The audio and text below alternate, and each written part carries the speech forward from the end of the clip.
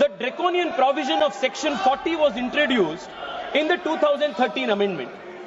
This Section 40 gave the Waqf Board powers to declare any land it believed, and that is the word, Speaker sir, I will read it. Section 40 gave the power of the Waqf Board to declare any land it believed to be Waqf land, no documentation required, no evidence required, any land it believed it could declare it as Waqf property.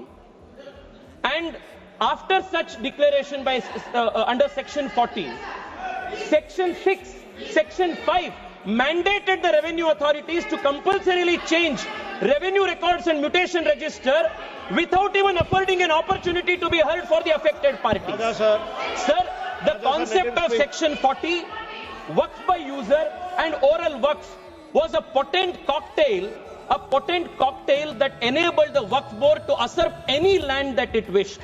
This was the Frankenstein monster that was created by the Waqf Act of 2013, where the Waqf Board was judiciary, legislature, executive, all rolled in one. बात कर रहे थे equality का. Sir, मैं आज विपक्ष से पूछना चाहता, आप मुझे बताइए, वक्फ बोर्ड जैसे बॉडी क्रिश्चियन के लिए इस देश में क्यों नहीं है, बुद्ध धर्म के लिए क्यों नहीं है, जैन के लिए क्यों नहीं है? नहीं है.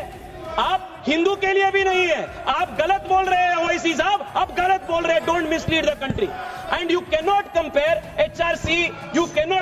HRC with Waqf board. ये दोनों बहुत अलग का है. सर, 2013 से पहले वक्फ ट्रिब्यूनल के जो ज्यूरिसडिक्शन था वो सिर्फ मुसलमान के ऊपर लागू होता था. 2013 के बाद कांग्रेस सरकार ने संशोधन ले आने के बाद वक्फ बोर्ड के ट्रिब्यूनल के ज्यूरिसडिक्शन नॉन मुस्लिम्स के ऊपर भी लागू हुआ. सर, 2013 में they included expanded the jurisdiction of the Waqf tribunal to include non Muslims. If you can include non-Muslims under the jurisdiction of the Waqf Tribunal, why can't non-Muslims have a representation in the Waqf Council and Waqf Board?